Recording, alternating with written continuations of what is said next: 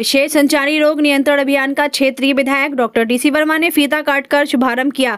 मंगलवार को मीरगंज विधायक डॉक्टर डीसी वर्मा ने विशेष संचारी रोग नियंत्रण अभियान का शुभारंभ सामुदायिक स्वास्थ्य केंद्र फतेहगंज पश्चिमी से किया। इसके साथ ही प्रचार वाहन और जागरूकता रैली को हरी झंडी दिखाकर रवाना किया गया। विधायक डॉक्टर डीसी वर्मा ने कहा कि संचारी रोगों पर काबू पाना सरकार की प्राथमिकता है। इसके लिए अभियान को सफल बनाना बहुत आवश्यक है। मुख्य चिकित्सा अधिकारी डॉक्टर विश्राम सिंह ने बताया कि 1 से 31 अक्टूबर तक चलने वाले संचारी रोग नियंत्रण अभियान के तहत संचारी रोगों को रोकने के लिए विभिन्न गतिविधियां संपादित किए जाने के साथ ही लोगों को रोग से बचाव के प्रति जागरूक किया जाएगा।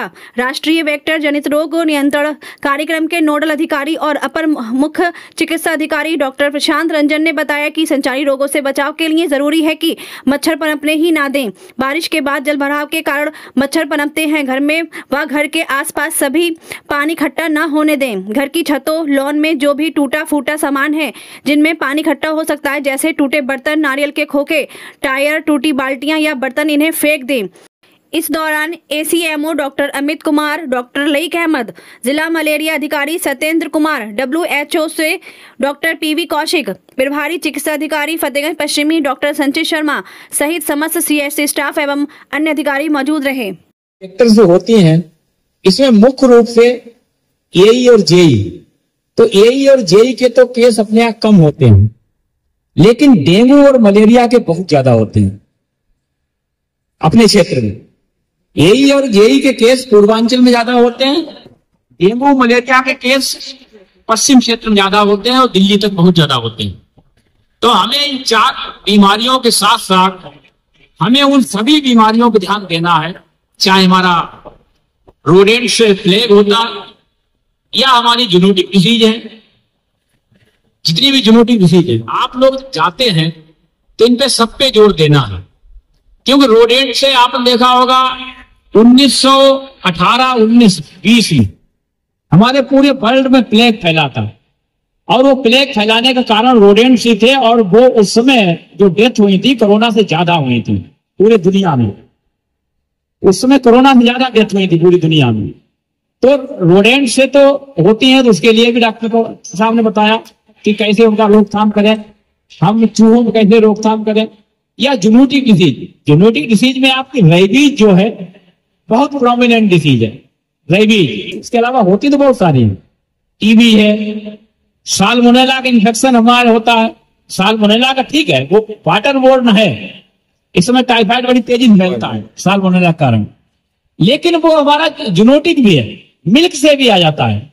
साल्मोनेला इन्फेक्शन जैसे टीबी आ जाता है, टीबी भी मिल्क से आ जाता है, जूनोटिक डिसीज है। साल्मोनेला भी जूनोटिक डिसीज है, लेकिन इसमें सबसे इस समय ज्यादा अगर फैल रही है तो रेबीज हमारा अक्टूबर और नवंबर में पीक टाइम होता है।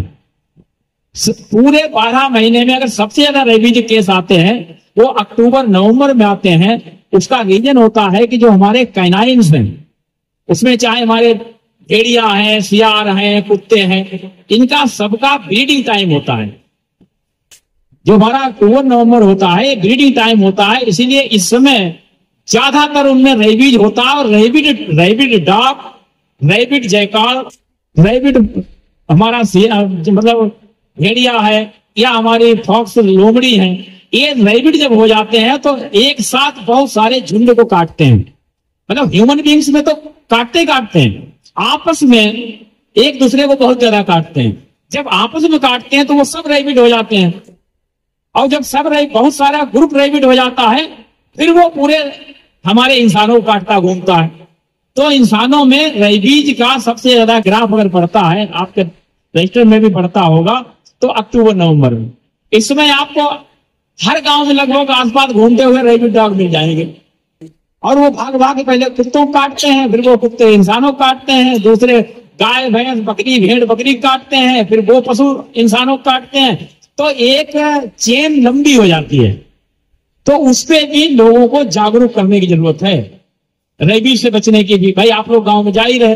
दूसरा, अभी डॉक्टर साहब ने कहा कि जो हमारे गांव में अहाता बोलते हैं, अहाता चाहे जिसमें पशुओं को बांधते हैं, वहां पर लोग सफाई नहीं करते हैं। जो पशु हमारा यूरिन कर रहा है या गोबर है वहीं पे पड़ा रहता है, और उस पर बहुत सारे मच्छर और मक्खी पनपते हैं, और वहां सैंड फ्लाई भी पनपती है।